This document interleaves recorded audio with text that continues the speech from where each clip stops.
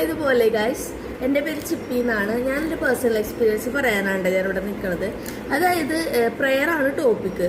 ഇപ്പം പെട്ടെന്ന് കണ്ടിട്ട് നിങ്ങൾക്ക് ഇഷ്ടപ്പെട്ടില്ലെങ്കിൽ നിങ്ങൾക്ക് സ്ക്രോൾ ചെയ്ത് പോകുന്നതാണ്. താല്പര്യം ഉണ്ടെങ്കിൽ നിങ്ങൾക്ക് കേൾക്കാവുന്നതാണ്. ഇതെൻ്റെ പേഴ്സണൽ എക്സ്പീരിയൻസ് ആണ്. അതായത് ഞാൻ ആദ്യം പ്രാർത്ഥിക്കുന്ന കൂട്ടത്തിലായിരുന്നില്ല. എല്ലാവരും അങ്ങനെയൊക്കെ തന്നെ ഇരിക്കുള്ളൂ. എന്നാൽ ചിലവർ നല്ല ഡീപ്പായിട്ട് പ്രാർത്ഥിക്കും. ഞാൻ പ്രാർത്ഥിക്കുന്ന സമയത്ത്, അതായത് കുർബാനയ്ക്ക് പോകുമ്പോൾ ഞാൻ നല്ലോണം പ്രാർത്ഥിക്കും.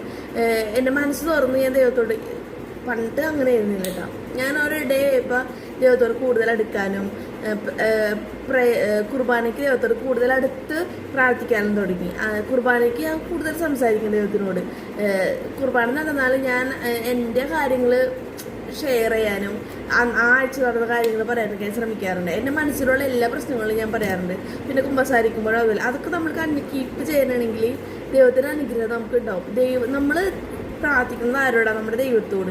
നമ്മുടെ വേൾഡ് സൃഷ്ടിച്ചത് ആരാണ്? നമ്മുടെ വേൾഡ് കംപ്ലീറ്റ് കൺട്രോൾ ചെയ്യണ ദൈവത്തോടാണ് നമ്മൾ പ്രാർത്ഥിക്കുന്നത്. നമുക്ക് എന്തും പറയാം. ദൈവത്തെ കൺട്രോൾ ചെയ്യുന്ന ആൾക്ക് എന്ത് നമ്മളിൽ ചെയ്യാൻ പറ്റും? നമുക്ക് ദൈവത്തിന് അസാധ്യമായതൊന്നുമില്ല. അപ്പം ദൈവത്തിന് അസാധ്യമായതൊന്നുമില്ല എന്നുള്ള ഇതിൽ വിശ്വസിക്കുന്ന ആളാണ് ഞാൻ.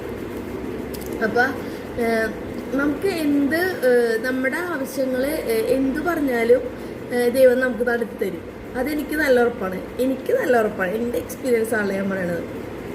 അപ്പം ഇപ്പം എൻ്റെ മനസ്സിൽ, എൻ്റെ ഉള്ളിൽ ദൈവം എൻ്റെ കൂടെ ഉണ്ട് എന്നുള്ളൊരു ചിന്ത എനിക്കുണ്ട്.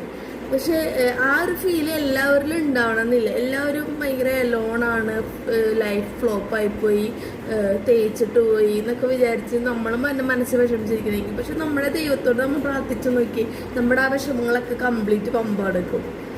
കുമ്പസാരിക്കണം നല്ലതാണ്. പക്ഷെ നമ്മൾ ദൈവത്തോട് ഡയറക്റ്റായിട്ട് കുമ്പസാരിക്കുന്നതിലൂടെ നമ്മൾ ദൈവത്തോട് തന്നെയാണ് സംസാരിക്കുന്നത്. അപ്പം നമ്മുടെ കംപ്ലീറ്റ് വിഷമങ്ങൾ അങ്ങനെ പോയി കിട്ടും. അപ്പം എനിക്ക് പറയാനുള്ളത് എന്താണെന്ന് വെച്ചാൽ, ഇപ്പം എൻ്റെ ഉള്ളിൽ ദൈവമുണ്ട്. അതെങ്ങനെയാണെന്ന് അറിയാമോ? നമ്മൾ ഡെയിലി രാവിലെ എഴുന്നേറ്റ് പ്രാർത്ഥിക്കുമ്പോൾ തന്നെ ദൈവം നമ്മുടെ ഒപ്പം വരും. അത് കംപ്ലീറ്റ് ഡേ ദൈവത്തിൻ്റെ കയ്യിലാണ്. പിന്നെ കൺട്രോൾ ചെയ്തോളും. നമുക്ക് എന്ത് തെറ്റ് വന്നാലും, നമ്മൾ എന്ത് നെഗറ്റീവ് പോയി ചാടിയാലും, നമ്മുടെ ഉള്ളിൽ എന്ത് നെഗറ്റീവ് ചിന്തകൾ തോട്ട്സൊക്കെ വന്നാലും ദൈവം വന്നത് മാറ്റിത്തരും. പിന്നെ എന്താണ്? ബൈബിള് വായിക്കണം. നമ്മൾ രാവിലെ എഴുന്നേറ്റ് ബൈബിളിൻ്റെ ഓരോ ടോപ്പിക്ക് വെച്ച് ഒരു ടോപ്പിക്ക് വായിക്കണമെങ്കിൽ, ഇപ്പം ഞാൻ ഡെയിലി എൻ്റെ കയ്യിലുള്ള ബൈബിളുണ്ട്. ഞാൻ ഡെയിലി വായിക്കേണ്ടതാണ് സങ്കീർത്തനം 23.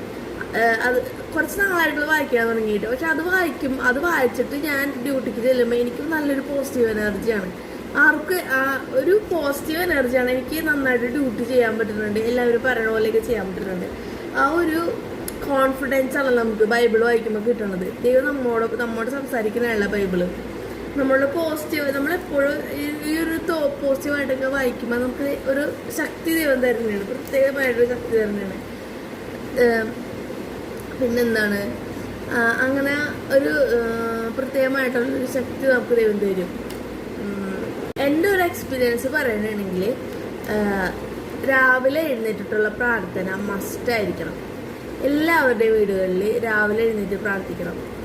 അപ്പം ആ ഒരു ഡേ കംപ്ലീറ്റും ദൈവം കൺട്രോൾ ചെയ്യും. നമ്മുടെ എതിരെ എന്ത് വന്നാലും അത് താനേ മാറിപ്പോകും. നമ്മളെ കൊണ്ട് പറ്റാത്ത കാര്യം, ദൈവത്തിന് അസാധ്യമായി ഇതൊന്നുമില്ല. നമുക്ക് പറ്റാത്ത കാര്യങ്ങൾ ദൈവം നമുക്ക് വേണ്ടി ചെയ്തു തരും. ദൈവത്തോട് കൂടുതൽ അടുക്കും തോറും. പിന്നെ നമ്മൾ പ്രാർത്ഥിച്ചിട്ട് ലേറ്റായി പോയാൽ തന്നെ അതൊക്കെ നമ്മുടെ പ്രാർത്ഥനകളൊക്കെ ഓരോ ഡെപ്പോസിറ്റാണ്. അപ്പം അത് ലേറ്റ് ആയിട്ടായാലും നമുക്ക് കിട്ടേണ്ടതാണെങ്കിൽ കിട്ടും, കിട്ടേണ്ടതല്ലെങ്കിൽ കിട്ടില്ല. അത്രേ ഉള്ളൂ. നമുക്ക് നല്ലതിനുള്ളതാണെങ്കിൽ നമ്മൾ പ്രാർത്ഥിച്ചിട്ട് കിട്ടിയില്ലെങ്കിൽ അതിൻ്റെ അർത്ഥം അത് നമുക്ക് നല്ലതല്ല. അതാണ് നമുക്ക് ദൈവം നമ്മുടെ അടുത്ത് അടുപ്പിക്കാത്തതാണ്. അതാണ് അതിൻ്റെ ഒരു കാര്യം. അപ്പം എന്താണെന്ന് വെച്ചാൽ, നമ്മൾ രാവിലെ എഴുന്നേറ്റ് മെയിനായിട്ട് പ്രാർത്ഥിക്കുക, ബൈബിള് വായിക്കുക, കൊന്ത ചെല്ലുക, കുടുംബ പ്രാർത്ഥന മെയിനാക്കുക. ഇതൊക്കെ വളരെ നല്ല കാര്യങ്ങളാണ്. ഇതൊക്കെ ഉണ്ടെങ്കിൽ തന്നെ നമ്മുടെ കുടുംബത്തിൽ നടക്കണ നമ്മുടെ ഇടയിലുള്ള പകുതി പ്രശ്നങ്ങൾ മാറിക്കിട്ടും എന്നുള്ളതാണ് സത്യം. പിന്നെ ഡെയിലി സൺഡേ ഞായറാഴ്ചകളെങ്കിലും കുർബാനയ്ക്ക് പോവുക. അതൊക്കെ നല്ലൊരു ഇതാണ്.